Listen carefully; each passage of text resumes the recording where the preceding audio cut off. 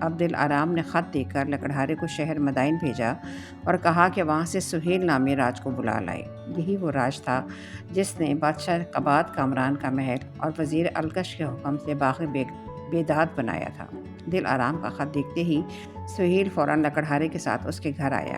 دل آرام نے سہیل سے کہا، میں چاہتی ہوں کہ اس جھونپڑی کی جگہ ایک عالی شان محل بنواؤں اور ایک شاندار باغ، کہ جس کے مقابلے میں باغ بیداد کی کچھ حقیقت نہ ہو۔ روپے پیسے کی فکر نہ کرنا، دگنی مزدوری کام کرنے والوں کو ملے گی، لیکن محل ایسا خوبصورت اور عالی شان ہونا چاہیے کہ جو دیکھے اش اش کر اٹھے اور کہے کہ ہاں، محل اسے کہتے ہیں۔ آپ کے حکم کی تعمیل ہوگی، سہیل نے ادب سے جواب دیا، لیکن کچھ رقم پیشگی عطا ہو تاکہ میں مزدوروں اور کاریگروں کو جمع کر سکوں۔ دل آرام نے کئی لاکھ اشرفیاں اس کے سامنے رکھ دیں۔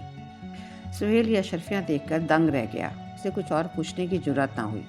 اس نے چند دن کے اندر اندر ملک کے مشہور اور اعلیٰ درجے کے معمار اور کاریگر جمع کیے اور محل بنانا شروع کر دیا۔ محل کے چاروں طرف ایک باغ لگانے کے لیے بے شمار باغبان بھی بلوائے گئے اور انہوں نے دیکھتے ہی دیکھتے طرح طرح کے خوش رنگ پودے اور حسین درخت لگا دیے۔ جنگل میں منگل ہو گیا، ہزاروں آدمی دن رات کام کرنے لگے۔ ایک سال کے اندر اندر لکڑہارے کی جھونپڑی کی جگہ ایک عظیم الشان محل کھڑا ہو گیا، جس میں 1000 بڑے بڑے کمرے، دالان، برآمدے اور صحن تھے، اور اس کی چھت آسمان سے باتیں کرتی تھی۔ محل کا ہر کمرہ قیمتی ساز و سامان سے سجایا گیا تھا، اور ہر کمرے میں مصوروں نے ایسی عمدہ تصویریں بنائی تھیں کہ شبہ ہوتا کہ ابھی منہ سے بول پڑیں گی۔ اس محل اور باغ کی تیاری پر 10 کروڑ اشرفیاں خرچ ہوئیں، لیکن جو بھی دیکھتا حیرت سے دانتوں میں انگلیاں دبا لیتا، اور اکثر لوگ کہتے کہ ایسا محل اور ایسا باغ تو بادشاہ قباد کامران کا بھی نہیں ہے۔ دل آرام نے قباد لکڑہارے کے لیے ایسے کپڑے سلوائے جس میں جواہرات ٹنکے ہوئے تھے، اور ہر لباس کی قیمت کئی لاکھ اشرفیوں کے برابر تھی۔ ایک روز اس نے لکڑہارے کو سب سے قیمتی لباس پہنایا اور بے شمار غلاموں اور نوکروں کے ساتھ شہر مدائن کی طرف روانہ کیا۔ دل آرام نے اسے سمجھا دیا تھا کہ سیدھے بادشاہ کے وزیر بزرج مہر کے پاس جانا اور اسے کہنا کہ میرا نام قباد ہے اور میں سوداگر ہوں۔ بادشاہ سے ملاقات کی خواہش ہے، بادشاہ ضرور تم سے ملاقات کر لے گا۔ جب تم بادشاہ سے ملنا تو اسے ادب سے سلام کرنا اور ہاتھ باندھ کر کھڑے ہونا، اور یاد رکھنا کہ دربار میں داخل ہونے کے وقت دایاں پیر پہلے رکھنا اور بایاں بعد میں۔ بادشاہ تمہیں جو کچھ دیں اسے ادب سے لینے کے بعد 7 مرتبہ جھک کر سلام کرنا، پھر ان سے عرض کرنا کہ غلام کی یہ خواہش ہے کہ آپ کسی روز غریب خانے پر تشریف لائیں اور میری دعوت قبول کریں۔ بادشاہ تمہاری دعوت ضرور قبول کرے گا۔ یہ سب باتیں دل آرام نے اچھی طرح لکڑہارے کو سمجھا دیں، اور اس نے وعدہ کیا کہ وہ ایسا ہی کرے گا۔ اس کے بعد لکڑہارا اس شان سے مدائن کی طرف روانہ ہوا، تمام راستے اشرفیاں لٹاتا گیا۔ جب شہر میں پہنچا تو اس کی سخاوت کے قصے وہاں پہلے ہی پہنچ چکے تھے۔ وہ سیدھا بزرج مہر کے گھر گیا۔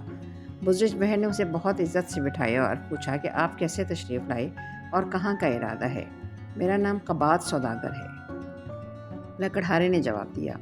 بادشاہ سلامت کی ملاقات کو آیا ہوں، آپ مہربانی کریں اور مجھے بادشاہ کے حضور میں لے چلیں۔ بزرج مہر کبھی اس کے قیمتی لباس کی طرف حیرت سے دیکھتا اور کبھی اس کی شکل کو بھولنے لگتا، لیکن وہ بالکل نہیں پہچان سکا کہ یہ وہی قباد لکڑہارا ہے جسے بہت دن پہلے جنگل میں ملاقات ہوئی تھی۔ اس نے کہا، میں آپ کی ابھی بادشاہ سے ملاقات کراتا ہوں، آئیے میرے ساتھ چلیے۔ بزرج مہر نے اپنی سواری منگوائی اور ادھر قباد لکڑہارا اپنے ہاتھی پر سوار ہوا۔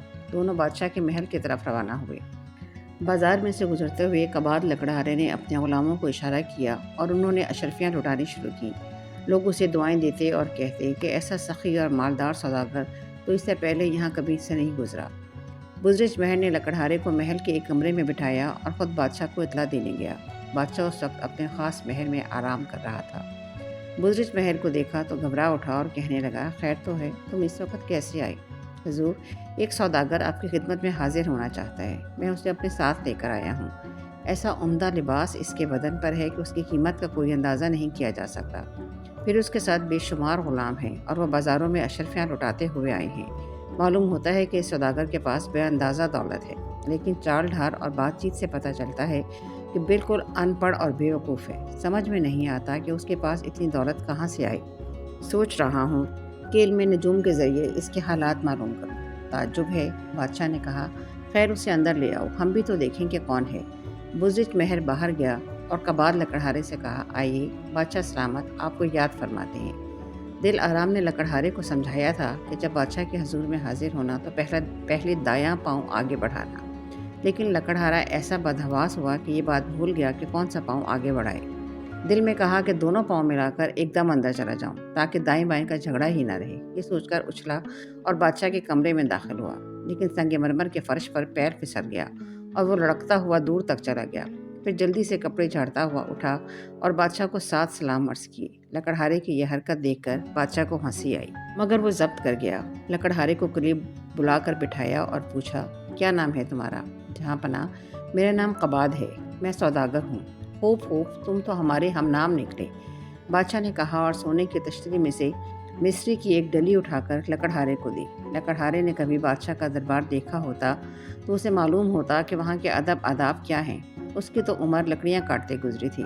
اس نے بڑی بدتمیزی سے مصری کی ڈلی منہ میں ڈالی، کچر کچر چبا گیا۔ یہ دیکھ کر بادشاہ ہنسا اور بزرج مہر کے کان میں کہنے لگا، یہ کس جانور کو پکڑ لائے ہو؟ چاہیے تھا کہ اسے پہلے کچھ تمیز سکھاتے اور پھر میرے پاس لاتے۔ بزرج مہر اپنے دل میں شرمندہ ہوا اور اشارے سے لکڑہارے کو باہر لے گیا۔ پھر اپنے گھر لے جا کر بڑی محبت اور پیار سے چند باتیں اسے سمجھائیں اور کہا کہ بادشاہ جب کوئی چیز عطا کرے تو سلام کر کے اسے سر پر رکھنا چاہیے۔ تم نے یہ کیا حرکت کی؟ مصری کی ڈلی منہ میں ڈال کر اسی وقت گائے بھینسوں کی طرح چبانے لگے۔ خبردار، آئندہ ایسا نہ کرنا۔ بہت اچھا جناب، مجھ سے خطا ہوئی، معاف کر دیجیے۔ لکڑہارے نے کہا، آئندہ آپ کی ہدایت کے مطابق کروں گا، لیکن میری خواہش یہ ہے کہ بادشاہ سلامت کو اپنے گھر دعوت دوں۔ یہ بات تم خود بادشاہ سے کہنا، مجھے یقین ہے کہ وہ تمہاری دعوت قبول کر لیں گے، بزرج مہر نے کہا۔ اگلے روز بزرج مہر لکڑہارے کو لے کر بادشاہ کے محل میں گیا۔ بادشاہ اس وقت دسترخوان پر بیٹھا کھانا کھا رہا تھا۔ بادشاہ قباد لکڑہارے کو دیکھ کر خوش ہوا کیونکہ اسے کل کا واقعہ یاد آ گیا تھا۔ آؤ قباد، ہمارے پاس آ کر بیٹھو، بادشاہ نے کہا۔ لکڑہارا آلتی پالتی مار کر بدتمیزی سے سلام کیے بغیر بادشاہ کے پاس جا بیٹھا اور اجازت لیے بغیر کھانے کی طرف ہاتھ بڑھایا۔ بادشاہ پھر ہنسا لیکن کچھ نہ کہا، بلکہ اپنے ہاتھ سے شوربے کا پیالہ اٹھا کر اس کو دیا۔ لکڑہارا چاہتا تھا کہ پیالہ منہ سے لگا کر شوربہ پیے کہ اسے بزرج مہر کی نصیحت یاد آئی کہ بادشاہ جب کوئی چیز دے تو سلام کر کے اسے سر پہ رکھنا چاہیے۔ یہ خیال آتے ہی اس نے بادشاہ کو بائیں ہاتھ سے سلام کیا اور دائیں ہاتھ سے پیالہ اپنے سر پر الٹ لیا۔ یہ دیکھ کر ہنسی کے مارے بادشاہ لوٹ پوٹ ہو گیا۔ لکڑہارے نے کہا، حضور، میں نے بزرج مہر کی نصیحت پر عمل کیا ہے۔ انہوں نے کہا تھا کہ بادشاہ جب کوئی چیز عطا کرے تو اسے سر پر رکھنا چاہیے۔ اچھا حضور، اب میری درخواست یہ ہے کہ آپ ہمارے غریب خانے پہ تشریف لے چلیں اور غلام کی دعوت قبول فرمائیں۔ ہم ضرور تمہارے گھر آئیں گے۔ بادشاہ نے وعدہ کر لیا، مگر یہ تو بتاؤ کہ ہمیں کھلاؤ گے کیا؟ حضور، میں تو غریب آدمی ہوں، مگر میری ایک بیٹی بہت عمدہ کھانا پکاتی ہے، آپ کھائیں گے تو خوش ہوں گے۔ اچھا، ہم پرسوں تمہارے گھر آئیں گے، اپنا پتہ بزرج مہر کو بتاتے جاؤ، بادشاہ نے کہا۔ لکڑہارا سلام کر کے محل سے باہر چلا آیا اور اسی روز شام کے وقت بزرج مہر کو اپنے مکان کا پتہ بتا کر گھر لوٹ آیا۔ دل آرام نے جب یہ سنا کہ بادشاہ پرسوں آ رہا ہے تو اس کی خوشی کا کوئی ٹھکانہ نہ رہا۔ اسی وقت نئے سرے سے محل کی سجاوٹ کا حکم دیا اور مصوروں کو بلا کر محل کے دروازوں اور اندر کمروں میں ایسی تصویریں بنوائیں جن میں وہ منظر دکھایا گیا تھا جب بادشاہ نے دل آرام کے قیمتی کپڑے اتوا کر اسے میلے کچیلے لباس میں جنگل میں چھوڑ دیا تھا۔ پھر اس نے کھانا پکانے کے لیے طرح طرح کے مسالے اور اعلیٰ درجے کا گوشت اور سبزیاں منگوائیں اور بادشاہ کا انتظار کرنے لگی۔ ٹھیک تیسرے دن بادشاہ اپنے وزیروں امیروں سمیت قباد لکڑہارے کے مکان پر آیا۔ اس نے اس مکان اور اس کے ارد گرد پھیلے ہوئے حسین باغ کو دیکھا تو دنگ رہ گیا۔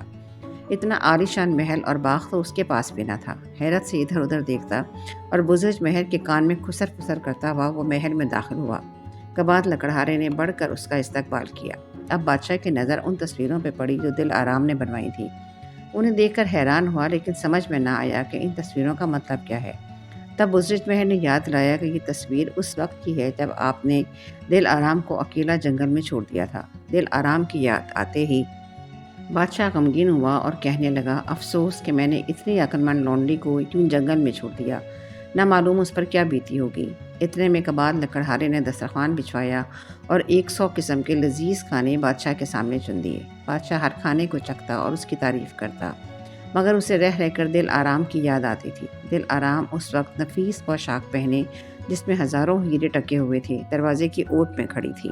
بادشاہ نے اس کی ایک جھلک دیکھی تو حیران ہوا کہ دل آرام کی ہم شکل یہ عورت کہاں سے آئی۔ اس نے قباد سے کہا کہ یہ عورت کون ہے جو دروازے کی اوٹ میں کھڑی ہے؟ حضور، یہ میری بیٹی ہے، لکڑہارے نے جواب دیا۔ اتنے میں دل آرام دروازے کی اوٹ سے نکل کر کمرے میں آئی اور بادشاہ کو جھک کر سلام کیا۔ بادشاہ حیرت سے اٹھ کر کھڑا ہو گیا اور چلا کر بولا، دل آرام، تو یہاں کیسے آئی؟ جہاں پناہ، آپ نے اس کو نہیں پہچانا؟ یہ وہی کباد لکڑہارا ہے جسے بہت عرصہ پہلے جنگل میں دیکھا تھا۔ خواجہ بزرج مہر کا خیال تھا کہ اس کی قسمت ہی بری ہے، لیکن میں نے عرض کیا تھا کہ شاید اس کے گھر میں کوئی پھوہڑ عورت ہے جس کی وجہ سے اس کے گھر کے حالات بہتر نہیں ہوتے۔ اس بات پر حضور سخت ناراض ہوئے اور مجھے جنگل میں اکیلا چھوڑ دیا۔ اب ملاحظہ فرمائیے، یہ وہی لکڑہارا ہے۔ بادشاہ نے شرمندہ ہو کر کہا، دل آرام، مجھے معاف کر دو، میں نے تمہیں دکھ پہنچایا۔ دل آرام نے ہاتھ جوڑے اور سر جھکا کر کہا، حضور اس بات کا خیال بھی نہ فرمائیں، لونڈی آپ کے لیے جان بھی قربان کر دے تو آپ کا حق نمک ادا نہیں ہو سکتا۔ بادشاہ نے لکڑہارے کو گلے سے لگایا اور کہا کہ یہ مال و دولت تمہیں مبارک، ہم دل آرام کو ساتھ لیے جاتے ہیں۔ چند روز بعد بادشاہ نے دل آرام سے شادی کر لی اور 1 ماہ تک ملک میں خوشیاں منائی گئیں۔ امید ہے آپ کو آج کی کہانی پسند آئی ہوگی۔